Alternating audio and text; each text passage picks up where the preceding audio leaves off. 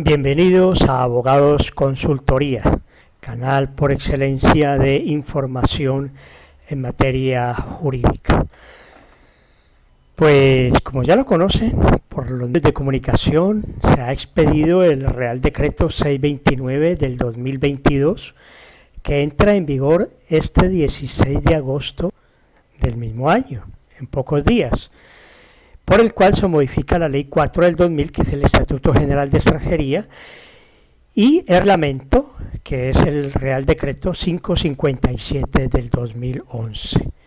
Hay cosas importantes que trae esta reforma, antes muy esperada, ¿no?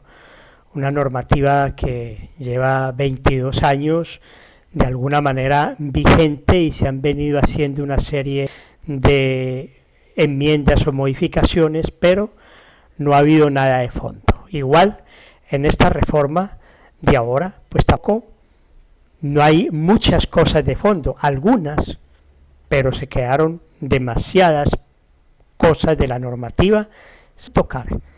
Y eso pues ha generado entonces que a unos guste y a otros no. Vamos a mirar y hablar con detalle qué es lo que trae esta reforma de extranjería. En el marco general, varía el tan cerrado catálogo de ocupaciones de difícil cobertura, ampliándolo a los puestos de trabajo que ofrezcan los empleadores para contratar a trabajadores en origen. Se flexibiliza un poco, pero sigue el mismo galimatías. Internacionaliza las universidades para atraer a los talentos, a los cerebritos que llamamos, para que se queden en España trabajando y aportando su capacidad intelectiva a la innovación y al desarrollo. Esto es un acápite muy importante porque le destina muy buenas intenciones jurídicas en beneficio de los estudiantes, obviamente en beneficio de España también, pero es donde más a fondo se toca la parte de reforma de extranjería. La reforma también determina que la residencia por cuenta propia la hace más asequible y facilita el emprendimiento. De igual forma, alarga la renovación a 4 años, tanto de la residencia por cuenta ajena como por cuenta propia. Con ello se descongestiona la administración, porque cada año venía renovando residencia, y claro, había un bucle que se presentaba allí en materia de actividad administrativa. Pues ahora va a ser 4 años, eso les va a dar un respiro a los funcionarios para que se ocupen de otras cosillas, ¿no? Y de alguna manera pues agilicen el procedimiento administrativo. Se traen los beneficios también del régimen comunitario al régimen general, en un punto esencial se llama el arraigo familiar. Eso me parece de bastante trascendencia porque se toma una parte del régimen comunitario y se trae al régimen general interno español. El régimen comunitario saben que es el de Bruselas, el régimen interno español pues el de España, y se trae de tal manera que beneficia algunas zonas respecto al arraigo familiar, sin necesidad de acreditar que se es español o que se está enmarcado en el régimen comunitario. O sea, teniendo una residencia de régimen general, podemos acceder al beneficio en el arraigo familiar. Y paré de contar, nada más. Lo vamos a ver más adelante. De igual forma, se adelanta el arraigo social, bueno, viéndolo de esa manera, ¿no?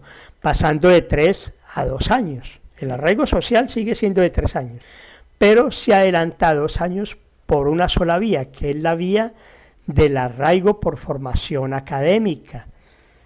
El arraigo por formación académica permite que se adelante el arraigo social 1 año, pasándolo de 3 a 2.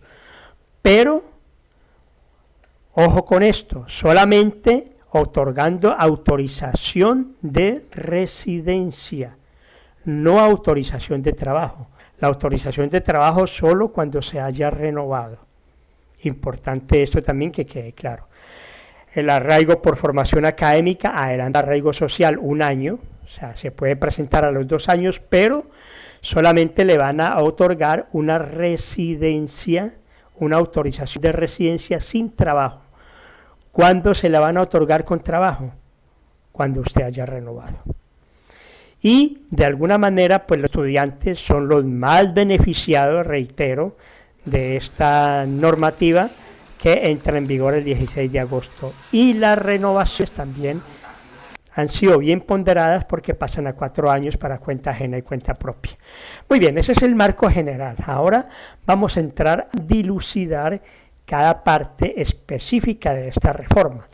Y vamos a empezar con el artículo 42, que queda modificado a efectos de establecer la estancia por estudios. La estancia no es lo mismo que la residencia. Los estudiantes, ustedes saben, o si no lo saben, pues lo están sabiendo, que no tienen residencia, no tienen acceso a la residencia, tienen acceso a una estancia que es una autorización administrativa, pero no contabiliza ni para la nacionalidad ni para otras cosas. Es una medida excepcional que se llama estancia, es un paso del estudiante de forma temporal por el territorio español, donde el gobierno le autoriza esa permanencia, no residencia, permanencia, que se llama estancia. Ya habiendo aclarado eso, entonces miremos cómo queda remada la estancia por estudio de los estudiantes. Muy bien, los estudiantes podrán trabajar por cuenta ajena en actividades relativas a sus estudios. Primero, esto no es nuevo, esto ya lo hacían, pero ahora ¿en qué viene el cambio? Sin que les exija antecedentes penales. Vaya, pues no entiendo la medida porque igual, hombre, de hecho los estudiantes difícilmente, de forma difícil van a tener antecedentes penales o policiales o civiles. Aquí se les examina esa circunstancia y se les exime de esa obligación. Y 2, sin tener en cuenta la situación nacional de empleo, que eso sí es trascendente, que antes era solo para estudiantes chilenos y peruanos, ahora es para todos los estudiantes venidos de cualquier lugar del mundo. Pero el estudiante deberá estar en posesión de una autorización de estancia o de residencia de estudiante. Una autorización de estancia o de residencia de estudiante, que es lo mismo, ¿no? Entonces, tendrá que hacerlo. No es que voy a venir a estudiar aquí y ya me van a dar documentos. No, tiene que tener una residencia de estudiante, una residencia de estancia, un permiso administrativo de permanencia. Llámelo en las 3 formas que usted quiera llamarle. Bien. Por cuenta propia, también podrán trabajar los estudiantes en actividades relativas a sus estudios. Por cuenta ajena también, ¿eh? No es que el estudiante está estudiando Derecho y va a estudiar y va a trabajar en la hostelería, o estudiando Medicina va a trabajar en otra cosa, en la actividad administrativa, no. En los estudios compatibles con los estudios académicos que están desarrollando, para cuenta ajena y para cuenta propia. También no se les va a exigir antecedentes penales y también, que esto también es trascendente, sin tener que acreditar medios económicos. Sin tener que acreditar medios económicos es importante porque entonces ya tenía que acreditar quién lo iba a sostener, quién lo iba a mantener o quién la iba a mantener, con qué recursos económicos contaba, qué recursos financieros tenía, etcétera, etcétera. Ahora no se le va a pedir medios económicos para que los estudiantes generen actividad, emprendimiento mercantil o comercial, que eso es finalmente lo que quiere en el Fondo España, ¿no? Que los estudiantes vengan, generen aquí innovación y desarrollo, cuenta ajena o por cuenta propia, y se les facilita también la traída a la familia. Vamos a verlo más adelante.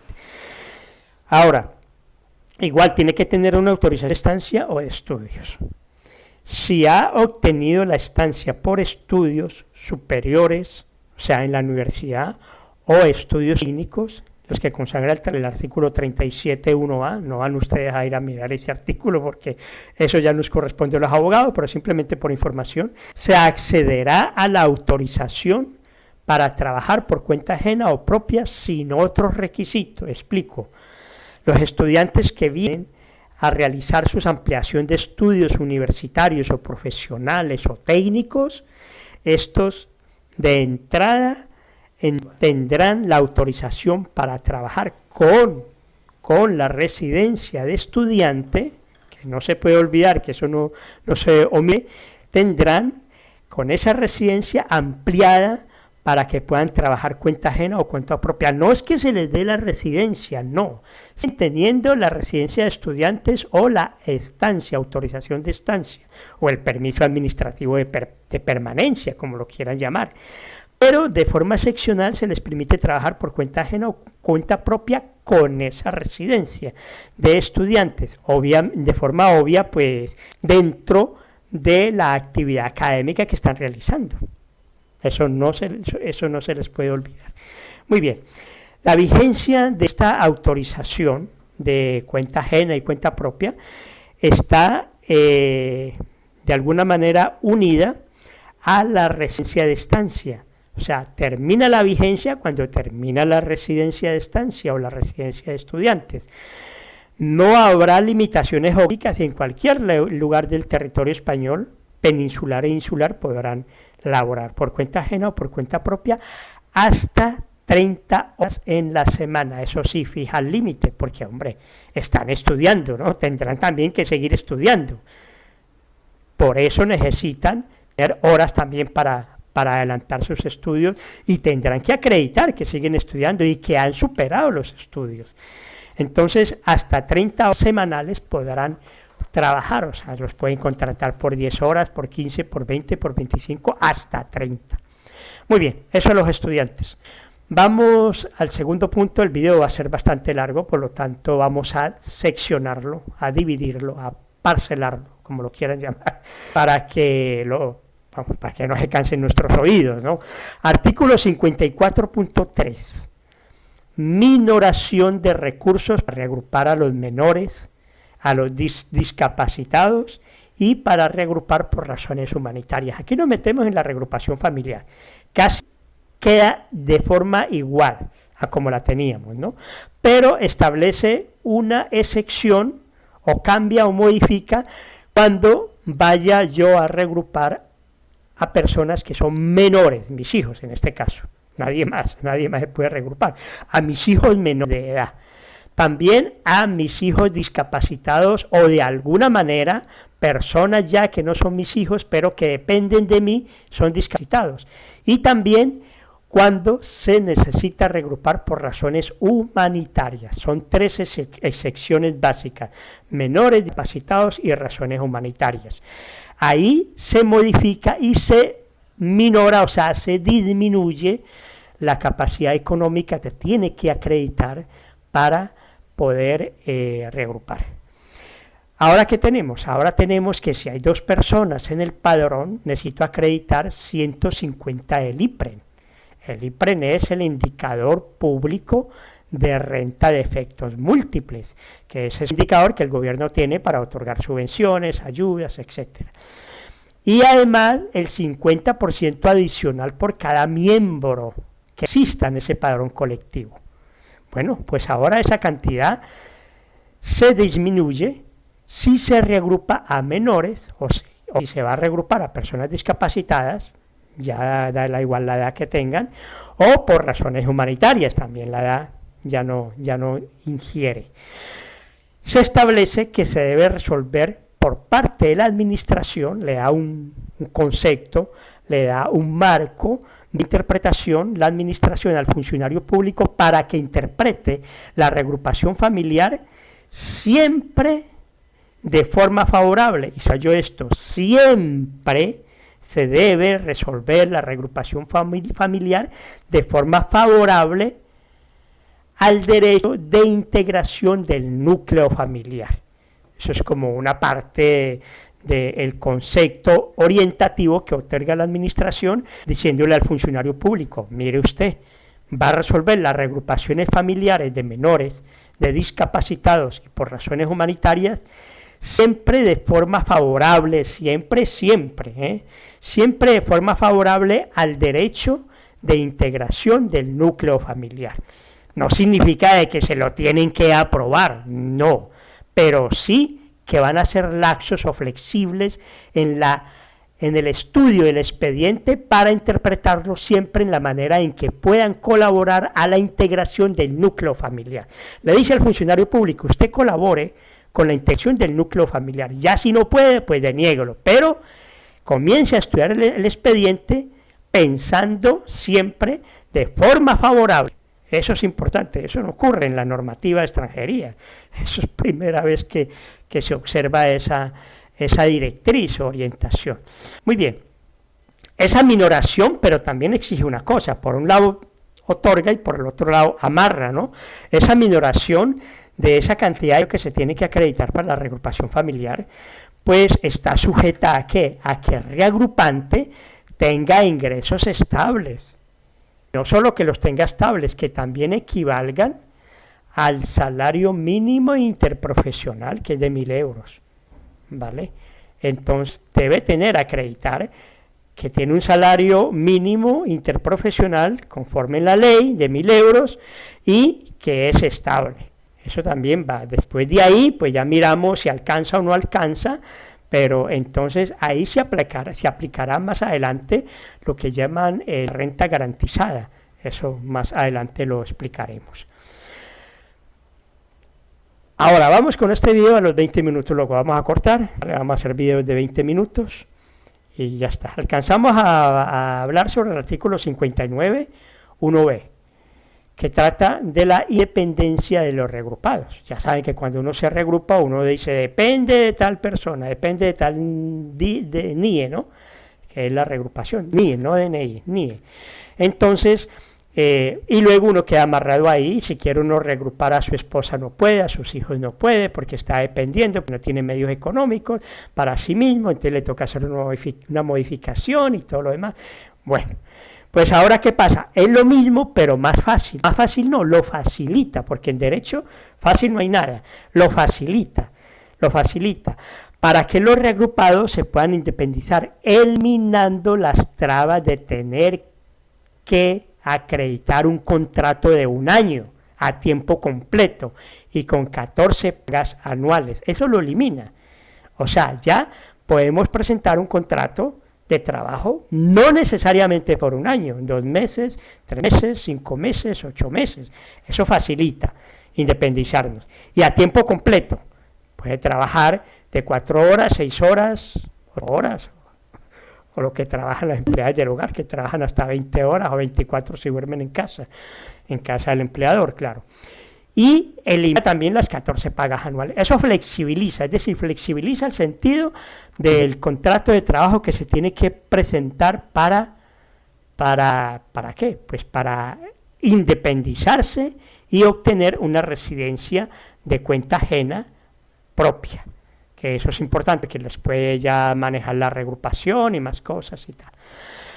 Pues muy bien, 19 minutillos, vamos a hacer un stop, pausa, y vamos a continuar en la segunda parte de esta entrega, que tiene que ver de forma explicativa con la reforma de extranjería producida por el decreto 629 del 2022. Estamos en Abogados Consultoría, soy Juan Manuel Oliveros y no sobra decirles el teléfono, 656-86-6356, porque seguramente van a quedar con muchas dudas, pueden preguntar, no cuesta nada, no hay tarificación ni IVA, y también al correo electrónico. Muy bien, nos veremos en la segunda entrega. Gracias por estar ahí.